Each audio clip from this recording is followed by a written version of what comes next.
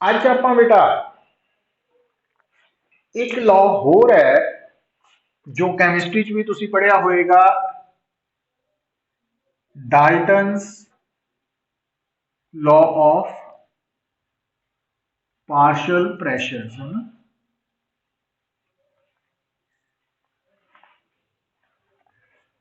तो Dalton's law of partial pressure दे बारे हुण आपां अज स्टार्ट करना।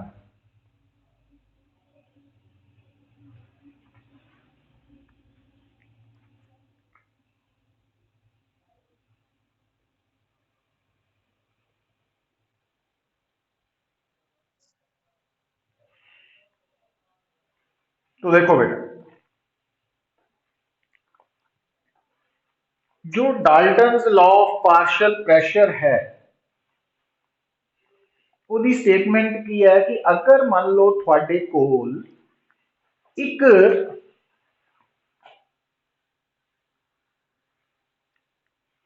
कंटेनर है, तो इस कंटेनर में अंदर से टू केमिकली इनर्ट गैसेज है।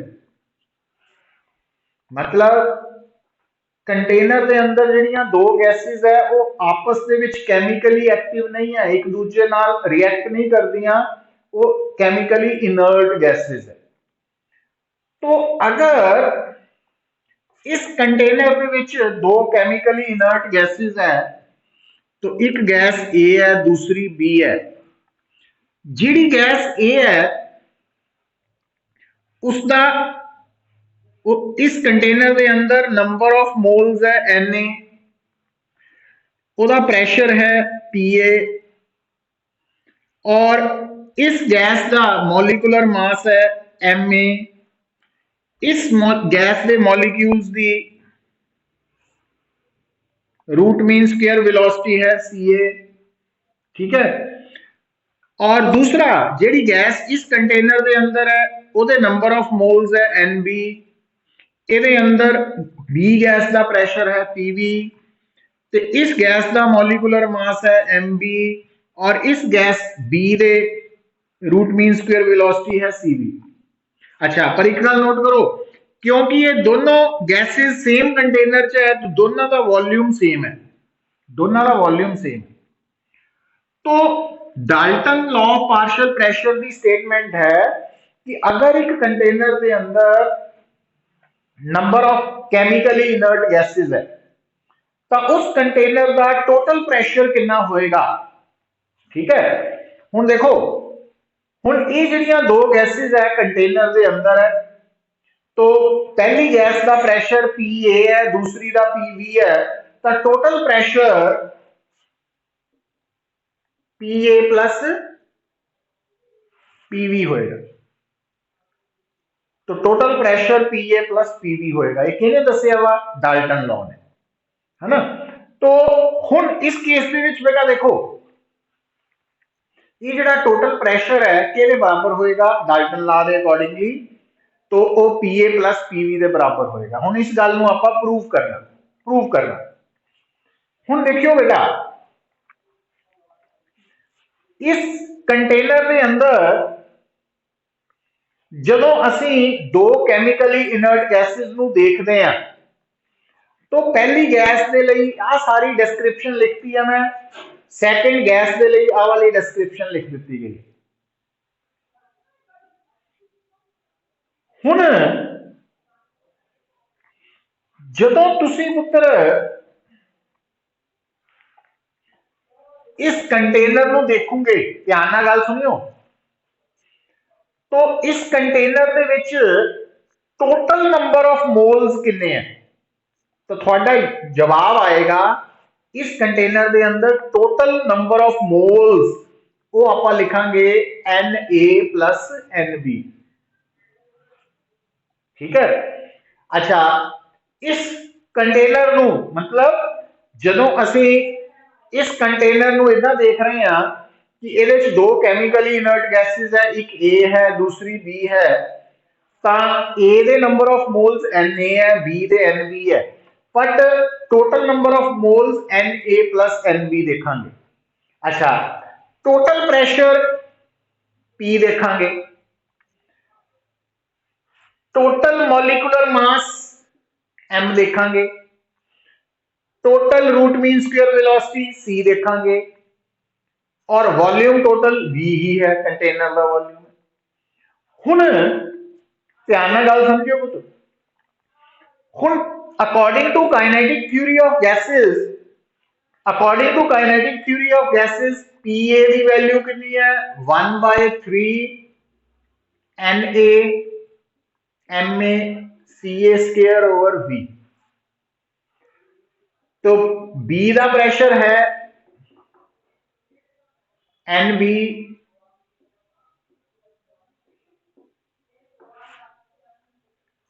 हुण ध्यान नाल गल सुनियो पुत्तर, हुण जदों आपां इन्हां दोनों नूं ऐड करांगे तां total pressure Pa plus Pv कितना बनेगा 1/3 common Na V Ma Ca square plus 1/3 Nv Mb Cb square over V। तो टोटल प्रेशर ये बराबर आ रहा। अच्छा, हुण जदों आपां इहनूं देखदे हां तो गल नूं समझण दी लोड़ की है, तो टोटल प्रेशर P किहदे बराबर है 1/3 नंबर ऑफ मोल्स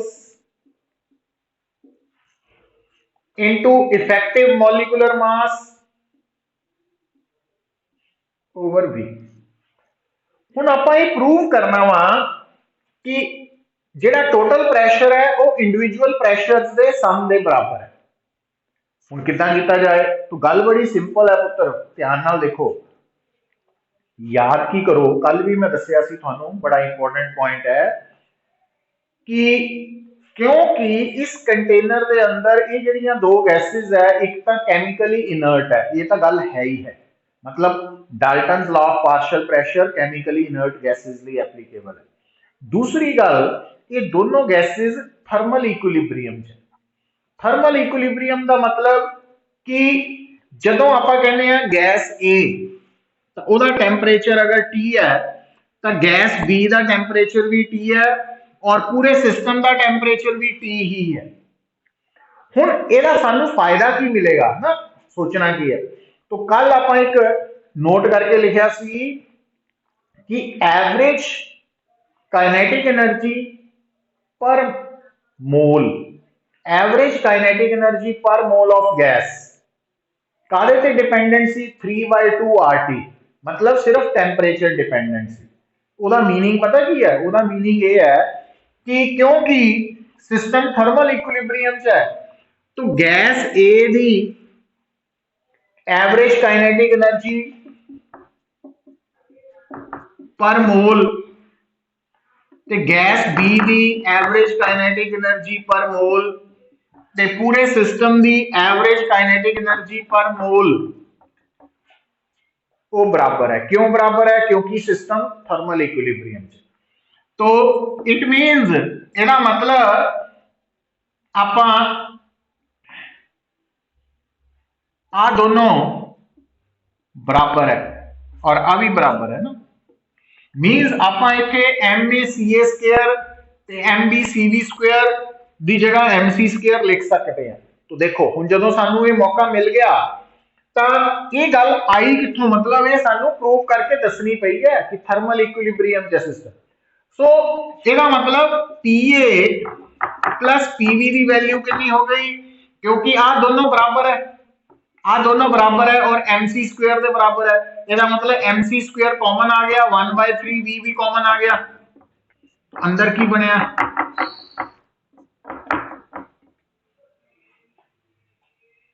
तो आ वाला रिजल्ट वही आया जिहड़ा असीं डायरैक्ट लिखिया। सो इसका मतलब किसी भी कंटेनर के अंदर अगर number of chemically inert gases है, इत्थे तां आपां सिर्फ दो गैसेज नूं कंसीडर करके कीता, बट जिन्नियां मर्जी केमिकली इनर्ट गैसेज होण तो हर गैस का जो इंडिविजुअल प्रेशर है उन्होंने मिला के पूरे सिस्टम का टोटल प्रेशर बनेगा। तो वो आपां प्रूव कीता। सो ये गल समझ आई है पुत्र?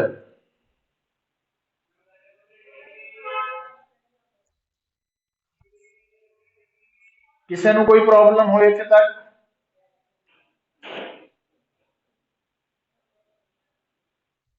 हाँ जी।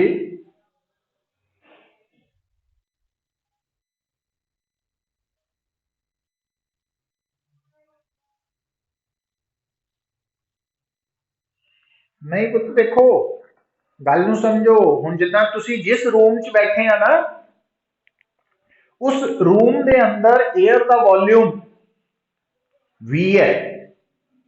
और एयर कादी है? डिफरेंट गैसेस की कंपोजिशन है। तो ऑक्सीजन का वॉल्यूम भी रूम के बराबर ही है। तो थोड़े कमरे के अंदर प्रेजेंट नाइट्रोजन का वॉल्यूम भी कमरे के बराबर ही है। मतलब ये दोनों गैसेस कंटेनर के अंदर जो भी एक गैस या दूसरी गैस या तीसरी गैस आ गई जी कि कैमिकली इनर्ट है, तो उन्होंने वॉल्यूम वही होना जो कंटेनर का है।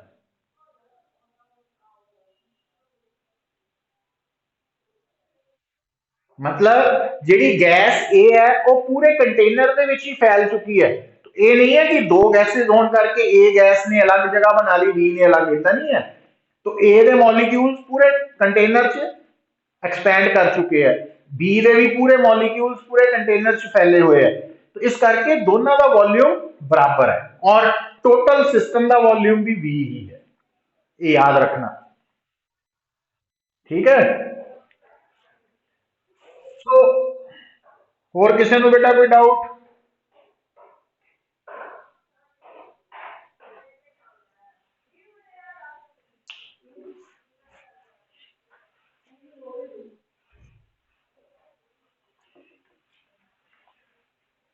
देन देखो,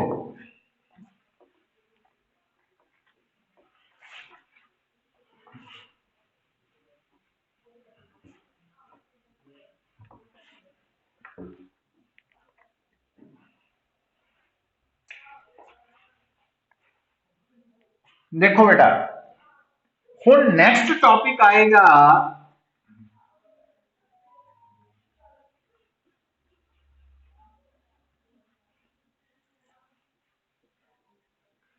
डिग्री ऑफ फ्रीडम। हुण डिग्री ऑफ फ्रीडम जो टर्म है, कि फ्रीडम का मतलब तो तुसी जानते ही हैं, आजादी। डिग्री ऑफ फ्रीडम का मतलब कितनी आजादी। ठीक है ना? तो हुण बेटा जदों असी डिग्री ऑफ फ्रीडम के कंसैप्ट को पकड़ रहे हैं, शुरू कर रहे हैं इनू पकड़ना कि है की है, तो एक्चुअली पुत्र इस गल नूं तुसी जदों अपने तो शुरू करना शुरू करिए आपां, तो देखो जे आपां पर्टिकुलरली इंडिया की गल करिए, है ना, तो साडे जो सोसाइटी दे विच कुछ फ्रीडम का कंसैप्ट है जो कि तुसी लोग ऑब्जर्व करते हैं कि अगर घर दे विच एक लड़का है और एक लड़की है, तो लड़के की डिग्री ऑफ फ्रीडम थोड़ी ज्यादा है, लड़की की कंपैरेटिवली घट है, जो कि असी यूजुअली आम तौर पर आम फैमिली च ऑब्जर्व करते हैं कि नॉर्मली असी की देखते हैं कि लड़के के लिए जो रेस्ट्रिक्शंस है वो थोड़ियां वीक है, तो लड़की लिए ज्यादा, है ना। मीन्स जिस तरह की भी लड़का है आम तौर पे वो बाहर घूम फिर सकता ईजीली, लड़की नूं परमिशन लैके जाना पड़ेगा भी कित्थे जा रहे हैं, किन्ने बजे आऊंगे, की करूंगे। सो ये तो आप एक सोशल डिग्री ऑफ फ्रीडम की गल कर रहे हैं। इसी तरह नाल दूसरा पुत्र जो मैं हुण फिजिक्स के नाल जोड़न लगा थोड़े लिए, तो देखो कि डेली लाइफ दे विच हुण जिस तरह एक नॉर्मल ह्यूमन बीइंग है, तो आप कहने हैं कि एक आदमी है ਉਹਦੇ ਕੋਲ मीनस ਉਹਦੀ ਜਿਹੜੀ ਵੈਲਥ ਹੈ, ਵੈਲਥ ਉਹਨੂੰ ਤੁਸੀਂ ਅਲੱਗ-ਅਲੱਗ ਤਰੀਕੇ ਦੇ ਨਾਲ ਸਮਝ ਸਕਦੇ ਆ। ਕਿਸ ਤਰ੍ਹਾਂ ਵੀ ਆਪਾਂ ਕਹਿ ਦਿੰਦੇ ਆ ਕਿ ਇੱਕ ਆਦਮੀ ਹੈ ਉਹਦੇ ਕੋਲ ਕੈਸ਼ ਵੀ ਹੈ ਨਾ, प्लस बैंक ਦੇ ਵਿੱਚ ਵੀ ਪੈਸੇ ਰੱਖੇ ਹੋਏ ਆ ਉਸਨੇ, प्लस ਉਹਦੇ ਕੋਲ प्रॉपर्टी भी है, ठीक है, उसने शेयर मार्केट च भी इन्वेस्ट किया होया वा। तो कहने का मतलब हुण ये जिहड़ा परसन है ਇਹਦੇ ਕੋਲ डिफरेंट डिग्रीज ऑफ फ्रीडम है, मतलब जिसके अंदर इन्हें अपनी पूरी वेल्थ नूं डिस्ट्रीब्यूट किया होया भी, कुछ पैसा कैश की फॉर्म च है, कुछ बैंक की फॉर्म च है, कुछ प्रॉपर्टी इन्वेस्टमेंट है, कुछ शेयर मार्केट च इन्वेस्ट किया होया एंड सो ऑन। तो वो number of degrees of freedom है, कितनी आजादी के नाल उन्हें अपने पैसे नूं डिस्ट्रीब्यूट किया होया ताकि उहदे कोल सोर्स ऑफ इनकम बन जाए। तो हुण जदों असीं कहंदे आ कि इहदा इस कंसैप्ट का फिजिक्स दे विच की रोल है, तो वो रोल बेटा साफ देखो कि जिहड़ा तुहाडा कोई भी सिस्टम है, चाहे वो सॉलिड है, लिक्विड है, गैस है, अल्टीमेटली बनिया काहदा होया मॉलिक्यूल्स दा। और मॉलिक्यूल जो टर्म है ਉਹਦੇ ਵਿੱਚ ਤੁਸੀਂ ਕੀ ਦੇਖਦੇ ਆ ਕਿ ਜੇ ਤੁਹਾਡਾ ਮੋਲੀਕਿਊਲ ਸਿੰਗਲ ਐਟਮ ਦਾ ਬਣਿਆ ਤਾਂ ਉਹਨੂੰ ਮੋਨੋ ਐਟੋਮਿਕ ਮੋਲੀਕਿਊਲ ਕਹਿੰਦੇ ਆ। ਜੇ ਤੁਹਾਡਾ ਮੋਲੀਕਿਊਲ ਦੋ ਐਟਮਸ ਤੋਂ ਬਣਿਆ ਉਹਨੂੰ ਡਾਈ ਐਟੋਮਿਕ ਕਹਿ ਦਿੰਦੇ ਆ। ਜੇ ਤਿੰਨ ਐਟਮਸ ਤੋਂ ਬਣਿਆ ਟਰਾਈ ਐਟੋਮਿਕ ਕਹਿ ਦਿੰਦੇ ਆ ਐਂਡ ਸੋ ਔਨ। ਸਾਡੇ ਸਿਲੇਬਸ 'ਚ ਤਾਂ mainly mono atomic molecule and di atomic molecule ਹੀ ਹੈ। ਹੁਣ ਜਦੋਂ ਤੁਸੀਂ ਮੋਲੀਕਿਊਲ ਦੀ ਗੱਲ ਕਰ ਰਹੇ ਆ ਬੇਟਾ, तो कोई भी मॉलिक्यूल किन्ने तरीके दे नाल एनर्जी पोजेस कर सकता, मतलब मॉलिक्यूल दी एनर्जी किन्ने वेज दे विच हो सकती है। जिद्दां मैं तुहानूं दस्सिया कि एक आदमी वो कैश भी दी फॉर्म दे विच भी अपने कोल वैल्थ रख सकदा, प्रॉपर्टी दी फॉर्म च भी है, बैंक दे विच भी है, इन्वेस्टमेंट भी कर सकदा किसी इंडस्ट्री च, share market and so on.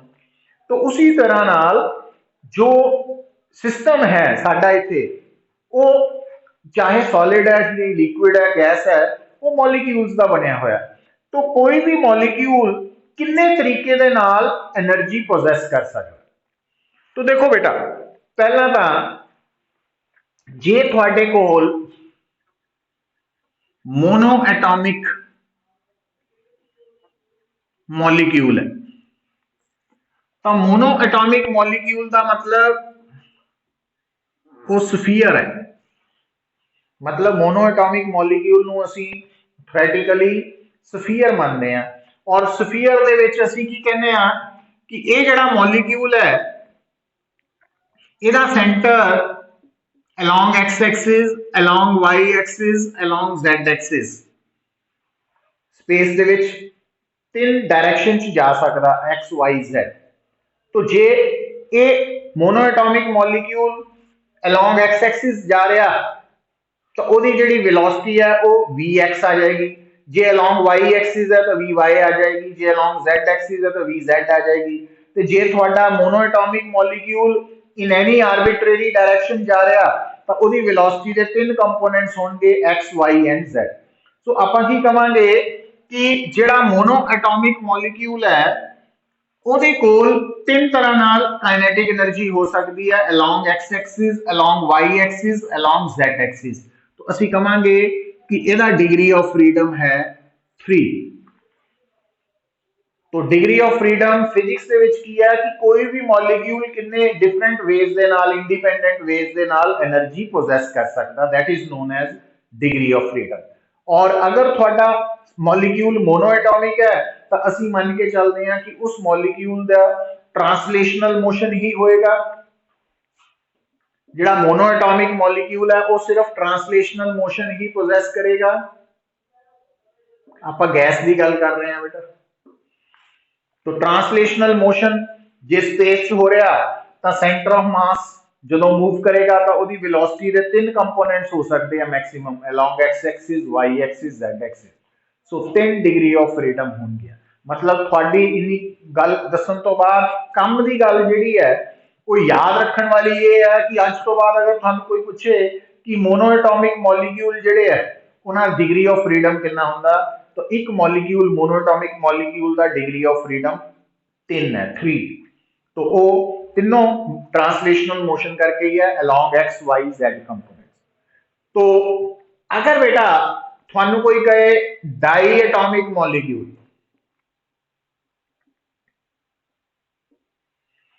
जिहड़ा डाई एटॉमिक मॉलिक्यूल है उसनू असी बेटा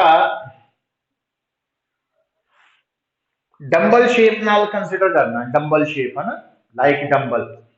तो डंबल की शेप है, तो इस सिस्टम का मान लो आ है सेंटर ऑफ मास। तो हर मॉलिक्यूल चाहे वो मोनोएटॉमिक है, चाहे डाई है, चाहे ट्राई है, चाहे पॉलीएटॉमिक है, हर मॉलिक्यूल का सेंटर ऑफ मास का ट्रांसलेशनल मोशन पोजेस करता है ना। तो यदा मतलब जेड़ा थोड़ा डाई एटॉमिक मॉलिक्यूल है, तो इस मॉलिक्यूल का सेंटर ऑफ मास की तीन डायरेक्शंस किहड़ियां आ जानियां मोशन दियां, एक्स वाई जेड। तो 3 डिग्री ऑफ फ्रीडम था ये आ गया ड्यू टू ट्रांसलेशनल मोशन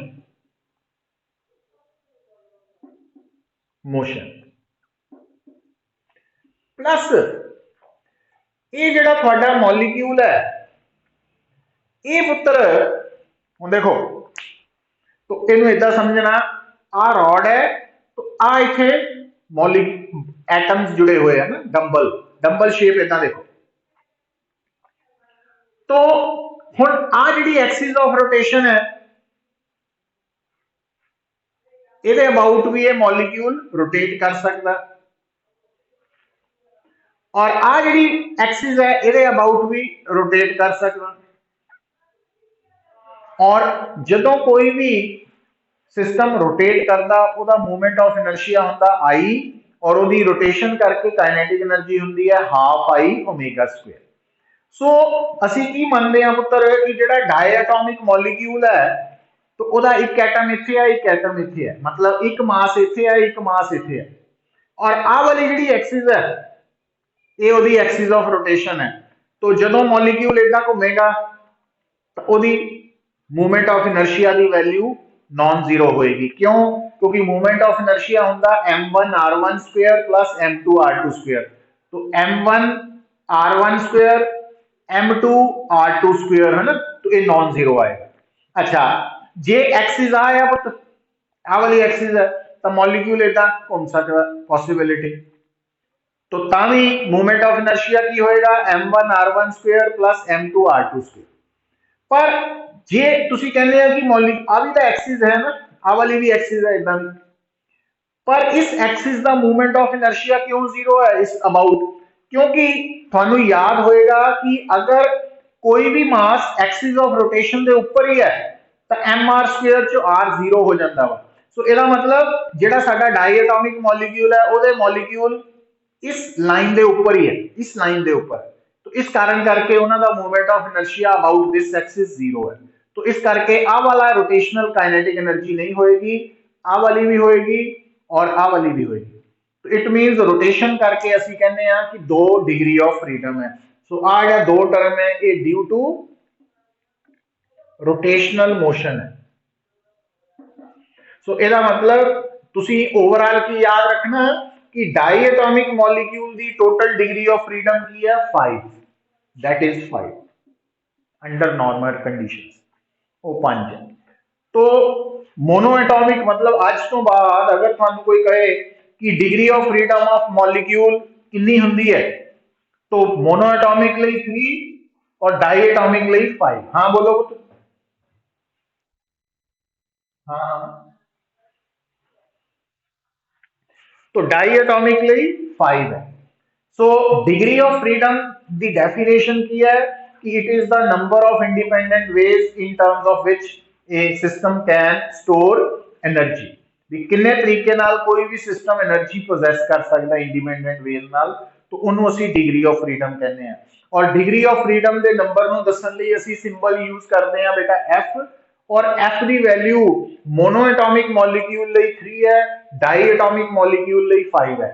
और डाईएटॉमिक च 5 ਦਾ ਵਿੱਚੋਂ 3 ट्रांसलेशनल मोशन करके है तो 2 रोटेशनल करके है। ਤੇ जबकि मोनोएटॉमिक मॉलिक्यूल ਦੇ ਵਿੱਚ ਤਿੰਨੋਂ ਹੀ ड्यू टू ट्रांसलेशनल मोशन है, ड्यू टू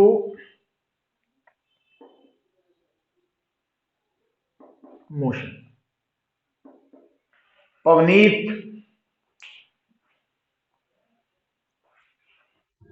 ये आई है समझ गल?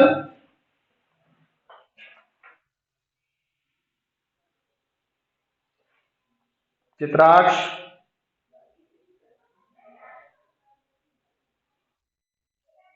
विश्व, गर्व, कृष्णा, चैतन्य,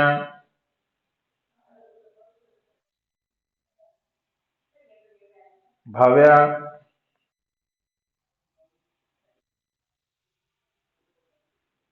खुशी,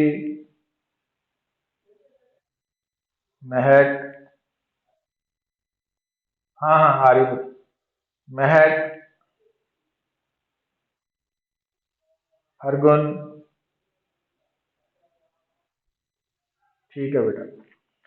अच्छा, हाँ जी बोलो।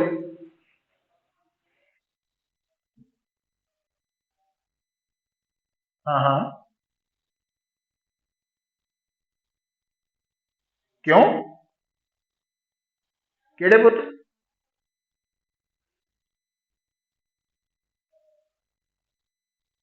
काइनेटिक ने तो कराई नहीं, मैं पुत हाले न्यूमेरिकल्स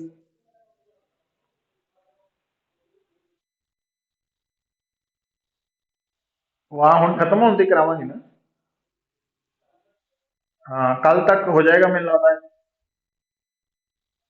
थर्मो की भेजी नहीं हुई नोट्स? लास्ट पे अब पुत देखो असाइनमेंट है, दो तीन है ਉਹਦੇ ਚ। हाँ इंपॉर्टेंट है क्वेश्चंस बड़े, वो ट्राई करने शुरू करो। ਇਹਦੇ न्यूमेरिकल्स कल आएगी ਹੁਣ टर्म ना अपनी, ਅੱਜ ਤਾਂ थ्योरी खत्म कर रहे हैं ਆਪਾਂ।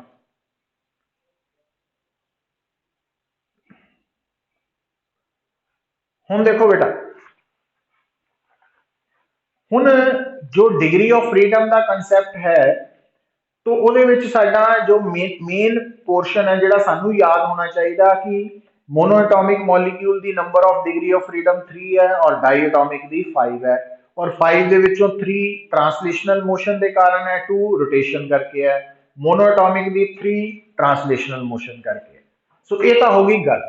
हुन अगला पॉइंट की है पुत्र? अगला पॉइंट है, हेडिंग लिखो, हेडिंग लिखो,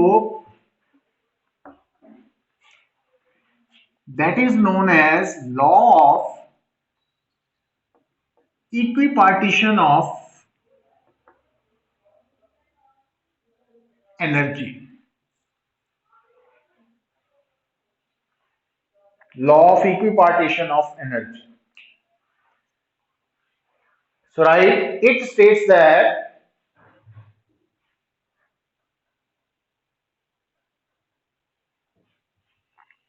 for a, it states that for a dynamical system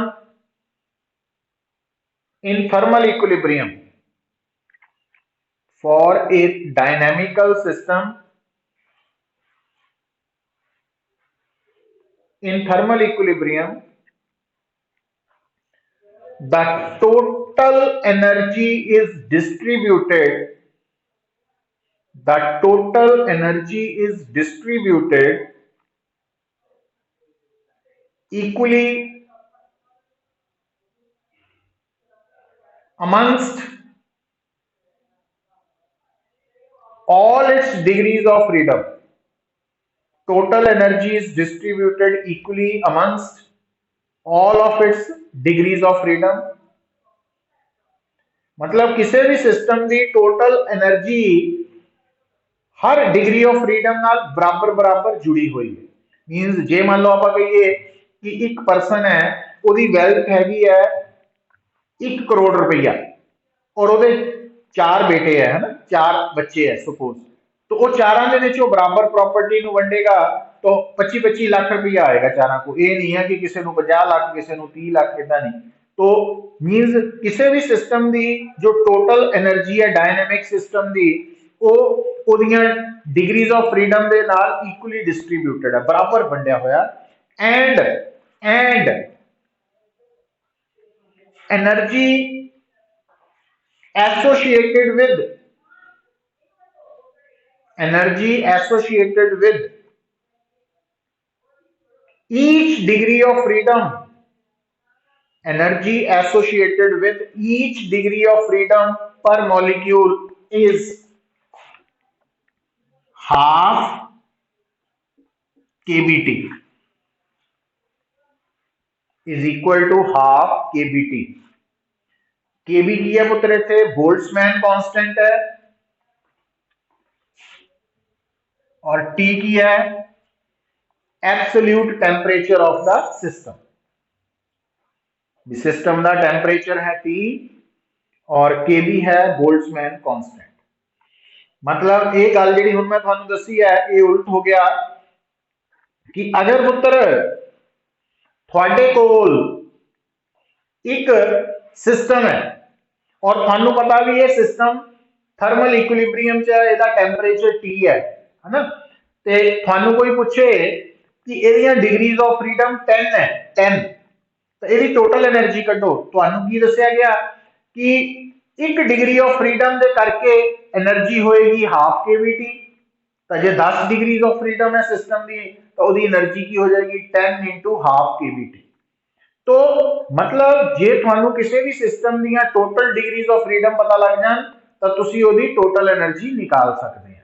ते जे टोटल एनर्जी पता तो उस टोटल एनर्जी नू हाफ केवीटी नाल डिवाइड करके तुसी टोटल डिग्रीज ऑफ फ्रीडम भी कट सकते हैं। तो दोनों काम हो सकते हैं। सो ये जिहड़ी स्टेटमेंट है तो इनू आपां याद कर लेना। इस तक नहीं ना कोई डाउट? हाँ, तो इंपॉर्टेंट है आर्टिकल। तो इदा करो पुत्र मीटिंग नू ना एंड करके रीजॉइन कर लो, फिर अगे मैं जो टॉपिक करवाना वो इंपॉर्टेंट भी है, कंटिन्यूएशन भी चाहिए, इस करके फिर इकट्ठा ही कर लेने आप। तो मीटिंग नू एंड करके रीजॉइन